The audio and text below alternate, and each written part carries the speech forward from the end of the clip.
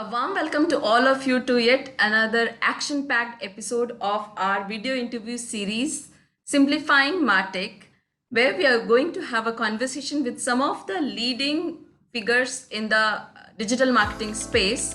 And today I am privileged enough to welcome our guest, who is a data driven digital marketing leader with more than 13 years of experience. His expertise are into SEO, programmatic ads, Google ads, and many more.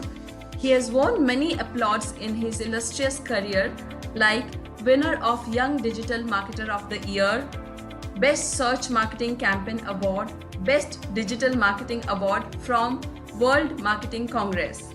A warm welcome to our today's guest, Mr. Prashant Satam, who is the Chief Manager in Digital Marketing of Kotak Mahindra Bank. A warm welcome to you, Prashant. Thank you so much. Thank you. It's a pleasure having you. Prashant, we are elated to have you on board with us, and I'm looking forward to learn a lot in the digital marketing space, the tips and tricks from you. You have an extremely good profile. You have done a lot in your career in a short span of time, I would say. Yeah. So, Prashant, viewers would love to know about your journey and background. So, if you can just help us, knowing you more. Yeah, sure. I'll give you a brief background. Thank you for having me here. I started my career with HSBC, though that wasn't a digital marketing profile. I started with a customer service profile. And while working for HSBC, I was also pursuing my MBA. And after finishing my MBA, I got the first opportunity with IndiaMart, which is where my digital marketing career started. That is where I've learned the SEO, I've learned Google ads and Facebook ads. So, but though primarily the focus there as a customer service, as a client servicing executive was to focus on internal inventory, which is available with IndiaMart. So we used to sell those inventory. And but yes, along with that, we used to get trained for Google SEO and Google ads and Facebook also equally. Yeah, so that's how I started my career in digital marketing, and it was very interesting for me. So back then I had no laptop, so I used to sit in the office for additional hours and used to use the office computer to learn more about digital marketing, because I have not done any official course as such for digital marketing. This is how I have learned the whole digital marketing. So that was the initial phase, and then I started my own company, which was into corporate gifting, which is Pinnacle Enterprises. Though it's not directly linked into digital marketing, but yes, I can proudly say that I have done marketing for the company through digital marketing itself and got so many orders as well. But due to financial reason, I had to stop that company. And so I was looking for a change, and I got an opportunity with Google. So I was a part of the Google's pilot process, where they started helping Indian advertisers, somebody who is already established in the market but do not have any presence in digital market. So we used to help them in planning, execution, right from the beginning till the end. Helping them into growing on digital platform. So that was the pilot process for Google, and I was there for good 2 years. And again, I got an opportunity with IFL, for the entire IFL group, where I used to manage digital marketing, specifically paid campaigns for the IFL group. And before leaving IFL, when it was got split between 5paisa and IFL, during the end duration in my career in IFL, I used to lead the digital marketing team there, and I used to report Kushna Michaporia, and fantastic leader she is, and I've learned a lot of things from her about marketing. And so after she left, so I also left. And then I got an opportunity with Kotak Mahindra Bank, where I'm working right now. It's a pure performance marketing team, and I'm a part of a Kotak 811 savings account department, where we drive acquisition for savings account. So I manage app acquisition, any acquisition happening for 811 savings account through app. I am responsible for that. So that's how the whole background and the digital marketing thing. Prashant, that is super inspiring.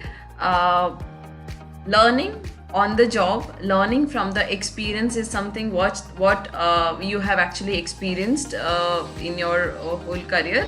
So can you talk about what is programmatic ads in layman's term? If you could help us with some examples. Yeah, sure. So programmatic advertising is the process of automating buying and selling of inventory, online inventory, through a sophisticated softwares and solutions, right? Back then, people used to sell their inventories offline, but nowadays, publisher like Times of India or these kind of website, they are linked to the programmatic channel, and they sell their inventories through that. It's quite easy for both advertiser as well as to the publishers. They can buy inventory within fraction of seconds, and they can also, so there are several options to it. So if you probably something, suppose you want to have a specific page or specific inventory to be booked on your name for on specific day, you can do that as well through programmatic, just like we used to do before on offline media as well. So on the seller side, on the advertiser side, you use something called as a DSP, which is a demand side platform, where you bid. There are different type of biddings. I'm not getting to the nitty gritty of it, but there are several biddings to it, and you can buy inventory through that. And advertiser also prefer to have DMP on the top of that, which is data management platform, which help you in segmenting your customers. So you can decide whom you want to target, and you can also do a look-like targeting, things like that. So there are a lot of this thing you can do on using DMP. So the tools like DMP and CDP are quite important. We will talk about that in the further stage of this interview. Who is your target audience, and how are you reaching out to those target audience, Prashant? Yeah, so currently our audience is, of course, the young youth is our audience. So being a banking product, we focus on something which is 18 and above, and that goes as beyond as 40 years of age. And so there are various ways to do the targeting. For traditional targeting is you can do Google and Facebook. Their options are available when you can select the age. Apart from that, what we do is we make sure that our ads or ad copies are tweaked in such a way that which will attract the users, our target audience. So for an example, so all these users which I've just named right now, they are more attached to their cell phones or to their tablets, right? So we make sure that we use something like that in their creative, or something saying something like why to go to bank when you can do that through your phone itself. So something of that which is very catchy for this audience. So we focus on those type of creatives and ad copies as well. That's how we target these audience. So messaging is playing the key here, Prashant. What messaging you are putting it, and how are you positioning through the Google ads and other targeting ads, right? Okay. Correct. So how do you balance between AI, which is an artificial intelligence, and in call centers? Like, for example, I get a call that press 1 to know more, press to change your language. So how do you balance between AI and automation in the call center with human touch? Yeah, I will answer this question in a little different way. I will explain rather than balancing how this is important, and this is the new trend which has been followed by so many companies now, companies like American Express and all that. So imagine you used to get a call, you still get a call from a call center guy, and he's telling you something. You are frustrated, you just hang up the phone, and somewhere back of the mind you feel bad that you hang up the phone on somebody, you feel bad about it, but you have no option because you are on another call, or probably you're doing something. And the call center guy, though it's his job, but he's also human at the end, all right? So he also feels bad about it. I mean, he's just not even listening to me and just disconnecting the call. So he feels bad about it. So imagine where there are some company who what they have done is it's a telemarketing call. They are calling you and they're telling you we are calling from blah blah blah bank, and if you are interested in opening an account with us or get a credit card, just press 1. If you are not interested, you'll just disconnect the call. And if you're really interested, and there are several people who are actually interested, they will press 1, right? So this way, both the parties are winning, right? It's a win and win situation for both the parties. Customer care, there's no customer care executive involved here, so the saving cost firstly for the company, And secondly, for the customer, it's no frustrating experience. You just disconnect the call, and there is no bad feeling you have at the back of your mind that I have disconnected a call on some human, right? So that's one of the example I can give, which is very good from outbound call center perspective. Similarly, if you talk about inbound calls, so companies are optimizing. This is called as a call center optimization. What companies are doing nowadays is, if somebody is calling you on 1st or 5th or probably till 10th of the month, they know they are calling, most of them are calling for related to their billing, right? So suppose if you call the customer care, then the IVR will say we are connecting you to the call center guy. But before that, we will like to inform you that if you want to know your last 4 transactions, you can just send this SMS and you get detail of your last 5 transactions. Or you can also view your details on an email or something of that sort. So that way, majority of the calls are disconnected at the first stage itself, because that person was actually calling for that query. And when he can do that on his phone or through his laptop, why to call, why to wait on the call also? So that way, again, the win-win situation for both the parties. Customer is also happy because he got his query resolved. And secondly, the company is also happy because the call center invention or the human intervention is less. So that's how people are optimizing this, and this is a good practice, and I think everybody should follow that, because it's a better option. It's cost saving also for the company. Right. Thank you for bringing on all these points, Prashant. These are very precise point and which are never discussed. Correct. Optimization of the manpower, which is extremely important part of any organization, that optimizing the manpower in such a way and using the AI and automation for that. So yeah, the intelligent way is to balance the human touch as well with that. So thank you for bringing those points here, Prashant. How does a market leader work on optimizing their marketing operation cost? Yeah, so here again, let's not consider only operational cost, because when you say operational cost in our industry, it's the cost of a human, the salaries and things like that. Let's consider the overall cost. How can the leader reduce the overall cost? So if we have to talk from our language, this is the basic question which has been asked to us every day. CPA kam kaise karega?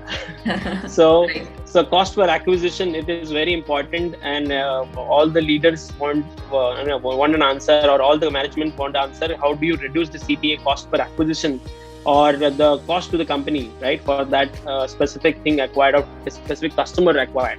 So there are various ways to it. So first and foremost important thing is focusing on organic growth. So lately, what has been happening in most of the startup companies, especially in fintech industry, they've been putting a lot of money doing advertising because of course they are funded, they are recently funded, they get funding, they do a lot of advertising. So they focus only on paid growth. They do not focus much on organic growth also, which is very important for a sustainability point of view as well. So you should have some share coming from organic growth as well. So people used to focus on SEO. There are companies, well-established companies do focus on SEO as well, which is search engine optimization. But one more thing which has been started in Indian industry also, which is ASO, which is App Store Optimization. Okay. Because this is not recent. From last 4-5 years, companies are focusing on app-only approach, right? So when you do that, there are so many apps. There are millions of apps on App Store, right? How do you stand out? How do you make sure that your app is coming on the top? That's nothing but an SEO doing on App Store. That's what it's called as an App Store optimization. So both these things are equally important, and which will also make sure. So suppose for an example, you've been spending say about 10 crores rupees a month, and you were getting 20% share from organic growth. Even though you stop that 10 crore rupees from you go to 5 crore, 7 crore, your organic growth will not be the growth will not be dropped to that person to that level, right? So your sustainability from sustainability point of view, organic growth is very important. So that is one thing which everybody should focus on. And some of the things which are again related to SEO only. So how to reduce the cost. So say for an example, when you know that your website is highly optimized and your SEO is also in place, and so whenever is typing your brand name, somebody is typing your brand name, your website is already coming on the top. So you might as well not bid for brand keywords in Google Ads, which will save your money there. Because of course, if somebody is typing your brand name, he wants to come to your website. So if he see your website on the top, he will definitely click on that. And your cost is also saved from brand perspective. Because if anybody opens his Google Ads platform and search, he will see that most of the searches or most of the expenses are happening on the brand campaign, right? Because so this way you can reduce those brand search spends also. That's one of the technique. And then doing normal day-to-day optimization techniques, like suppose for an example in Facebook, some part of audience is not working for you, there's no good conversion rate. You can probably go for you can modify your audience, or you can go for something like a lookalike of your current existing customer by uploading your first party data and doing lookalike for that. That will increase your conversion rate. So basically focusing on the conversion rate will automatically help you to improve your CPA, and in return improve your save your cost also, right? And the last point which I want to mention here about saving cost is UI and UX is very important for this. So again, coming back to the call center thing, if your app or your website is user friendly and user is able to do all the necessary steps on his own, he will never call a customer care, because nobody likes to pick up the phone and call for small things. They want to do it on their own. That's why the DIY things are very, very popular nowadays. Mm-hmm. So if your UI is already in place in such a way that he doesn't have to call, everything is self-explanatory, there will be less burden on your call center as well. So that's another thing which brand should focus, that UI and UX of your both website and app is made in such a way that there'll not be any call on the customer care. In fact, there are so many companies nowadays who doesn't even have a call center customer support. They do it only on the chat or on an email, because they are quite confident about their UI and UX. Yeah, so these are some of the points we can consider for saving the cost. That's right. It's a great idea. Invest more on UI, US, and resolve the issues through chat and through the FAQs or through the user interface itself, right? Yeah, correct. Great points here and very important points as well, Prashant. What do you foresee in terms of new emerging tools and techniques in marketing, Prashant? Okay, new tools. So there are several tools which are emerging in current market. One of the tools which is emerging right now is marketing automation. Okay, which I think most of the brands have already either adapted or already in process of adapting that. So marketing automation is that once the customer is on board, and how either he is on board or he has given you all the details or his name and number, all PI level data. How do you manage that data? How you nudge that customer at a different level? That has been managed by your marketing automation tools. So there are several tools in the market. Some are offered by Adobe, or something which is offered by Network is MarTech. These are the tools which are very nice, and they're very cost effective also. So one of the example is, when you have these tools in place, so if you want to communicate something to the customer, the first thing which you use is the push notification, because that's free of cost. You're not getting any charge for that. If customer is not responding there, then probably you go for email. And again, if customer is not responding there, then you go for a WhatsApp, then SMS, and then at the last stage would be a call center. So that's how you can plan your journey. The customer journey can be planned here on T1 or T2. What message do you want to pass on to this customer? So these kind of things are taken care by this marketing automation tools. That's another thing which is happening in the Indian market. And another thing is programmatic. Again, though programmatic has not evolved properly in Indian market for several reasons. Mostly it's used for a branding purpose, not for performance marketing perspective. But in India, most of the advertisers in digital media are doing it for performance point of view only. So hence it is not evolved properly. But there are several tools like as I mentioned something before, like is DMP, data management platform, which helps you in segregating the database and doing the lookalike targeting through using your DSP and all that. Right. So some of the tools like that. So one thing which we can mention is using AI, artificial intelligence in these tools. Is some of the things I can talk about is probably uh, lead pro- lead propensity. Yeah, lead propensity is something which we can talk about. So for an example, if I'm during the journey, if customer is so AR reads all the database, the current database, okay, and it understand and learn from the system. If the customer is from Mumbai, and in Mumbai also there is a specific postal code, and these kind of a customer, and he falls into the certain age category, and also in the income bracket, then there is high chances that this customer can go for a privileged credit card or credit card which is more used for shopping online, right? So after doing whatsoever is the customer acquisition journey, at the end I will show only that kind of a product to that customer. So you decide the product basis the user's behavior online. So that is something which is AI driven, and this can be done in the programmatic ads. This can be done in the Google ads and things like that also. But most probably this is used in very advanced level technologies. You need to have data warehouse and things like that. But this helps. This is one of the latest technology which has been used by some of the brands in India, right? Yeah, and so these are some of the new tools which are there in the market, are coming up in Indian market specifically. Right. So here, the most important thing is to understand and have a proper research about your customer journey. That is the core essence of using the tools also in the right way. That's what I'm understanding, to sum it up here, Prashant. Right? When you see an ad commercial of your competitors in television or in an offline billboard, what goes in your mind? Okay, so I am not someone who feels bad about somebody else's ad. So I feel there is abundance. I mean, in the digital industry, there are so many customers available, so I don't feel bad about it. But yes, definitely one thing which I observe is, first thing is that ad is better than mine? If not, then I ignore. And if it is good, then I start analyzing it. What is it good in it? What kind of a messaging is being used there? Then we discuss that internally with the designers, with the team. So so that's some of the things which you start thinking, why we haven't thought about it. We should also think about it. Then we brief our agency. So yeah, these are the things which comes into your mind. That's a healthy competitive state of mind, Prashant.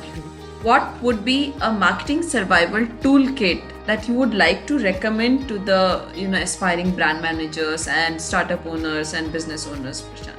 For okay, in my opinion, I'm a little old style, so there is no toolkit. First of all, to answer that question, I'm sorry to say there is no toolkit as such. But yes, one rule of thumb definitely is you have to constantly update yourself.